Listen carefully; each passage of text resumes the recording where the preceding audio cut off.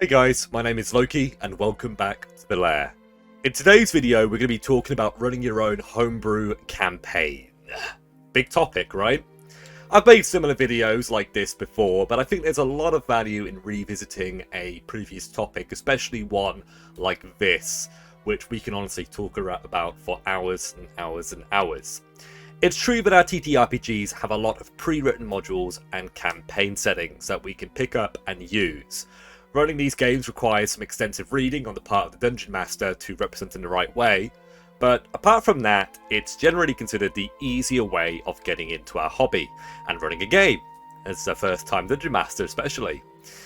And this is even more so if you choose a region in a world like Sword Coast in Faerun. But what if you decide to throw Sword Coast to one side and create your own world for your players to explore in? It sounds like an extensive process, right? Well, yes and no. Creating and running your own homebrew campaign is a lot of work in the long term, but in the short term, if you follow this video, it's really not that bad.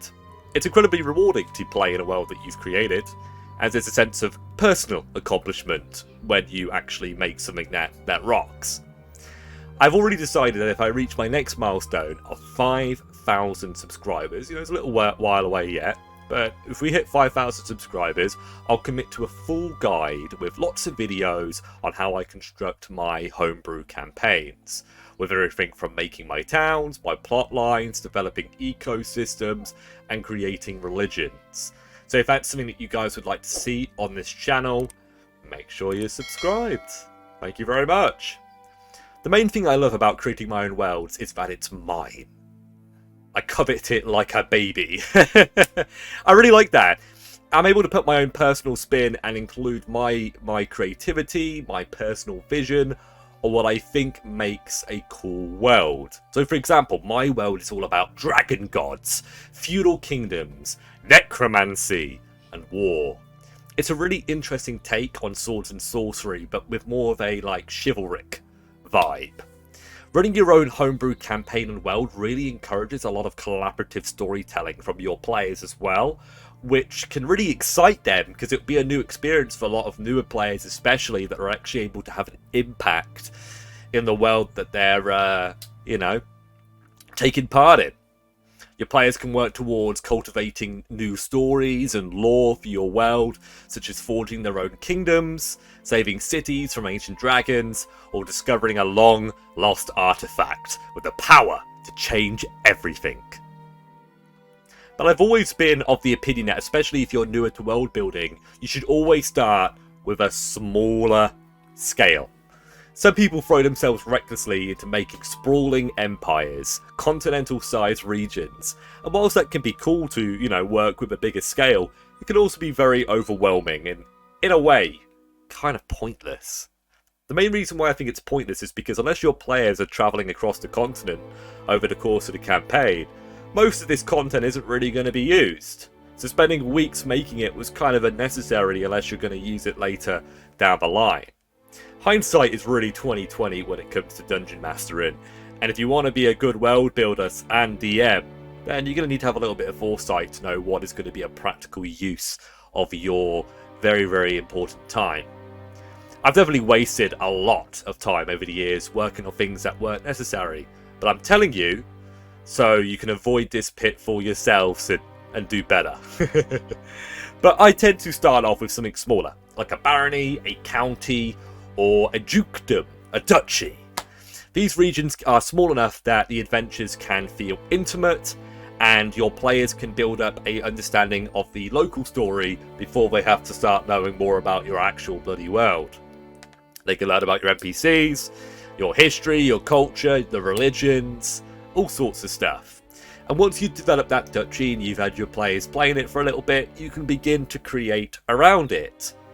Usually I have an idea of what's north, east, south and west in advance, and that could be like, oh, there's a kingdom to the north, there's a wild lands to the west, there's a sea to the south, you know what I mean? Just having those ideas, knowing what's around is going to be very, very useful. So for the case of a duchy, there should be a local capital, a seat of power. And if the duke is a vassal to a king, which they should be unless they're the Archduke of Austria, then there should be a kingdom capital off the map, you know, like in a certain direction. In my campaign, Riom is the duchy capital of the Duchy of Lamont, and Valoran is the kingdom capital, and that is to the east off the map, following the road. I'm not the only dungeon master who does it like this. Matt Colville, who runs a popular YouTube D&D channel, started off his time on YouTube discussing his campaign that took place in the barony of Bedegar. Whilst he's mentioned in his videos that he's obviously run other adventures in different baronies over the course of this kingdom or whatever, it's easy to understand that he has obviously this preference for a personal, smaller approach to his world building and game design. And honestly, he's a very, very intelligent man. So if he does it that way, I think honestly we should all be really doing it that way. But I am fully aware that some of you guys do like to jump into the deep end when, you know, doing your game design. And if you're able to swim and not sink, then more power to you. But I've come across a lot of people over the years who've given up on trying to run their own games over the reluctance to commit so much time into creating these massive sprawling worlds just because certain dungeon masters said that that's what you're supposed to do. And that's really not, in my opinion, what you should be doing. So I hope this advice has been conventional enough for you guys, especially for those of you who need this guidance. The reality is, creating your own games can be really rewarding, and we've already discussed this, right? All you need to get started is an idea. So I'm going to give you the first step, which I follow in order to create my games. I already know that I'll be making a small feudal region, but what is the campaign going to be about? What is my central tension? Are orcs invading from the west? Has the Baron died without an heir, leading to a civil war? Is the region close to a great volcano where dragons are believed to live and covet wealth? By coming up with a story for your area, everything else can begin to click into place. If it's a civil war, the first session will be the players getting conscripted into the Lord's army, being trained up, and then sent off the battle. If it's a dragon idea, the players have been given a job by a local prospector, somebody who's looking for minerals in the hills and mountains, and the party are looking for a long lost mine that was used before the dragons came.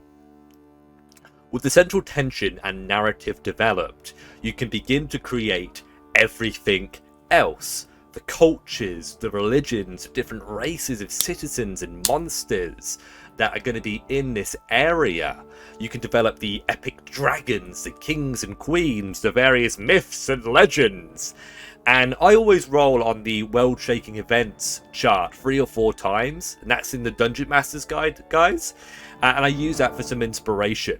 This could be anything from like rise of a leader or an era, to a cataclysmic disaster, to a new discovery or a prophecy.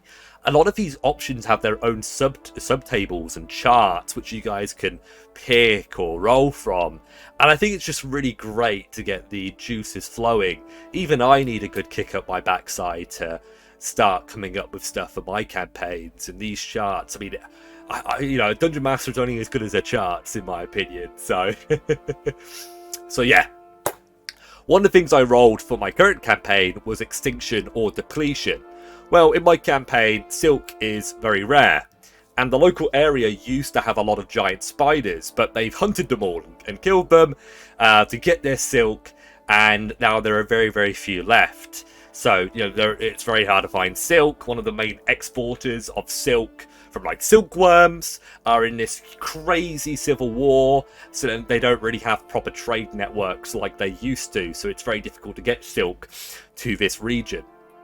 It's not like a crazy event or storyline, but it does add to the story, the narrative, the drive, right?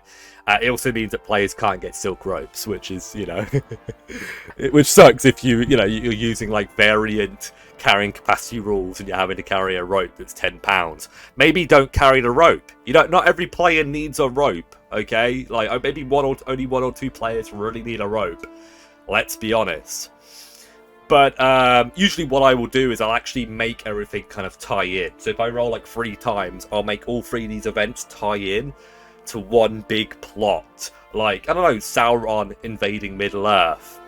But I think that really does wrap up the video for today. I hope you guys enjoyed the conversation, and I'd really like to know what you guys think in the comment section below. What type of game do you prefer playing and running? And what do you consider when preparing your games and doing these kind of homebrew settings? Thanks, guys. I'll see you next time on Loki's Lair. Until then.